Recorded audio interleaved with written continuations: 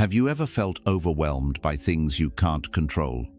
Or caught yourself reacting with anger, stress, or frustration to something that, if you had paused, wasn't really worth it? Marcus Aurelius, the philosopher king of ancient Rome, once wrote, "Waste no more time arguing about what a good man should be. Be one." In a world full of noise, distractions, and uncertainty, Stoic wisdom offers clarity. It brings us back to what truly matters: our thoughts, our actions, our character. Today, we'll explore 3 Stoic habits, simple, yet life-changing, drawn directly from the teachings of Marcus Aurelius, Seneca, and Epictetus. These are not abstract ideas. They are tools, mental disciplines, to help you stay calm under pressure, to see clearly when others are lost, and to take control of your life, starting from within. So take a breath. Let's begin this journey into ancient wisdom to discover habits that still hold power 2,000 years later. Practice pure judgment. The first Stoic habit that can truly transform your life is the habit of pure judgment. Marcus Aurelius once wrote, "If you are distressed by anything external, the pain is not due to the thing itself, but to your estimate of it, and this you have the power to revoke at any moment." Let that sink in. It's not what happens to you that hurts you, it's the meaning you attach to it. Think about how many times a day your peace is disturbed, not by actual danger, but by your thoughts, your assumptions, your interpretations. Someone speaks to you in a rude tone. You immediately feel offended. Why? Because your mind interprets it as an attack, as disrespect, as rejection, as proof that you're not valued. But what if you paused? What if you trained yourself, just for a moment, to view the situation as it is, without adding a personal twist? This is what Marcus Aurelius calls suppressing the value judgment. It's not about becoming emotionless. It's about seeing clearly, without distortion. Let's take a real-world example. You're in a meeting. You present an idea. Someone criticizes it. Your immediate reaction might be embarrassment, even anger. Your thoughts race. They're always trying to undermine me. I must have sounded stupid. But wait. Pause. What actually happened? A person voiced an opinion. That's it. The rest, the hurt, the anger, the self-doubt, is all created by your interpretation of the moment. Seneca warned us, we suffer more in imagination than in reality. He knew that much of our emotional pain comes not from life itself, but from our failure to see life clearly. That's where the Stoic concept of the discipline of assent comes in. Epictetus taught that we must not automatically accept every impression that enters our mind. Instead, we must pause, examine it, and decide whether it's worth believing. He said, "Do not be carried away by the impression itself. Say to it, 'Wait for me a little while. Let me see what you are and what you represent.'"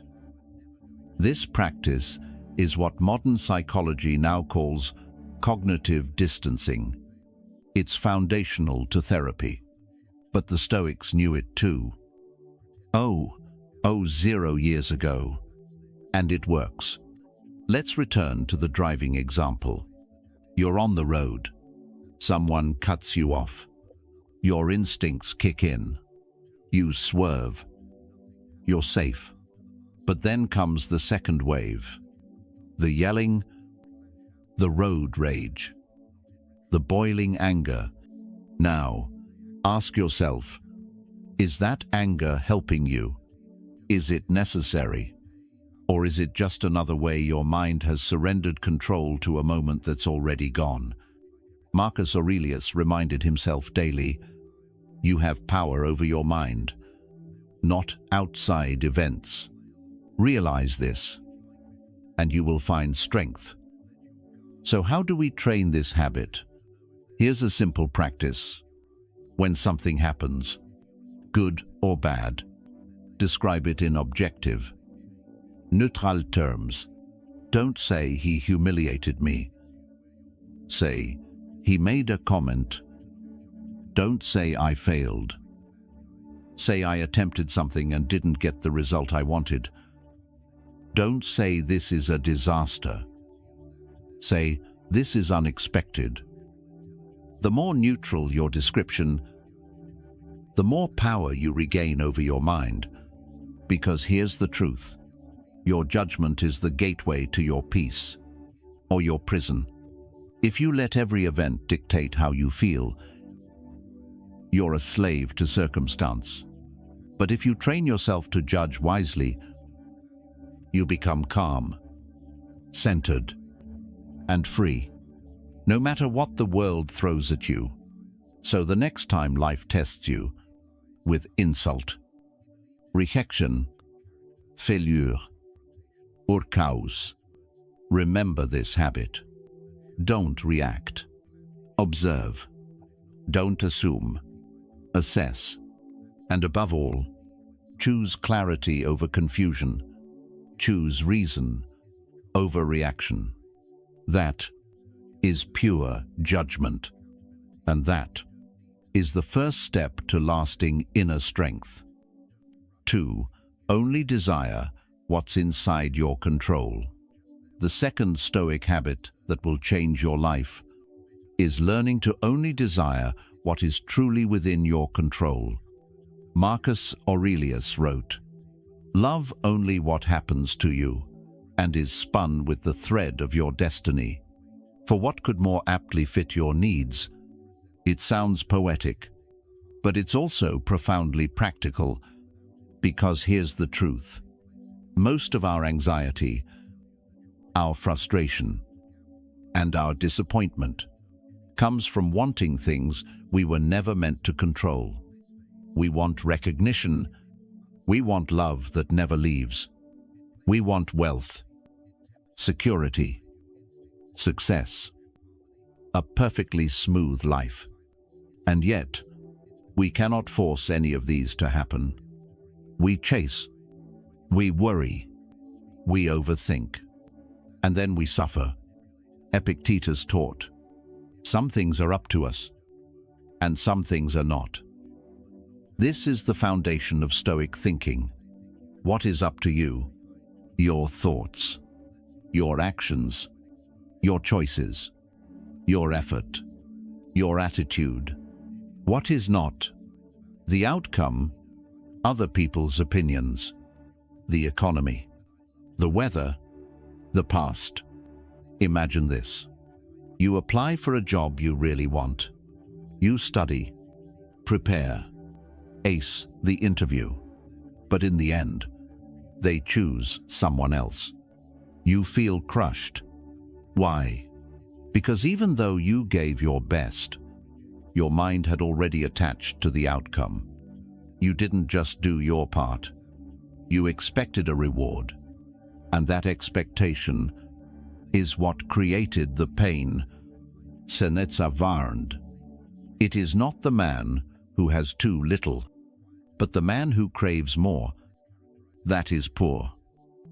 You can do everything right and still lose, still fail, still be rejected. So what should you do instead? The Stoics say, desire not the outcome, desire the effort. Don't wish for the promotion. Wish for the strength to grow your skills.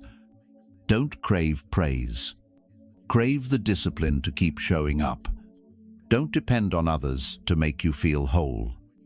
Build your own character, so solid, so grounded, that no praise or insult can shake it. Marcus Aurelius lived this. As emperor, he held more power than any man alive.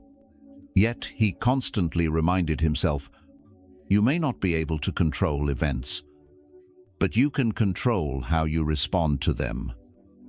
He faced betrayal, war, the death of his children, and yet he chose to accept it all, not with bitterness, but with dignity. This is what the Stoics called amor fati, the love of fate. To not just accept what happens, but to embrace it.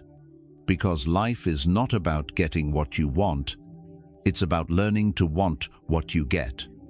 Let go of trying to control the world. Instead, master yourself. Let go of wishing others would change. Change what you can. Let go of hoping things turn out right. Focus on acting rightly, no matter the result. So when you wake up tomorrow, ask not, will I win? Ask, will I act with excellence? No matter what.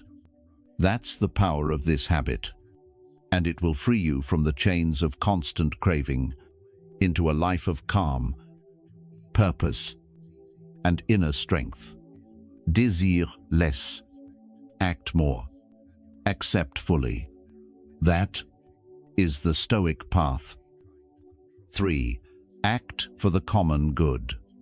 The third Stoic habit that will elevate your life is to act for the common good. Marcus Aurelius, in Meditations, reminds himself, what brings no benefit to the hive brings no benefit to the bee. In other words, you are not alone. You are part of something larger, and true fulfillment doesn't come from chasing your own interests in isolation, but from aligning your actions with something greater than yourself. Let's be honest. Modern life pushes us to think selfishly. What's in it for me? How do I win? How do I get ahead? Even if others fall behind. But this mindset, in the long run, leads to emptiness. Because even if you succeed alone, you still lose the deeper human connection that gives life meaning. Epictetus warned, no man is free who is not master of himself. But mastery, in Stoicism, isn't just about self-control. It's about using that control to serve others. You don't become great by hiding away.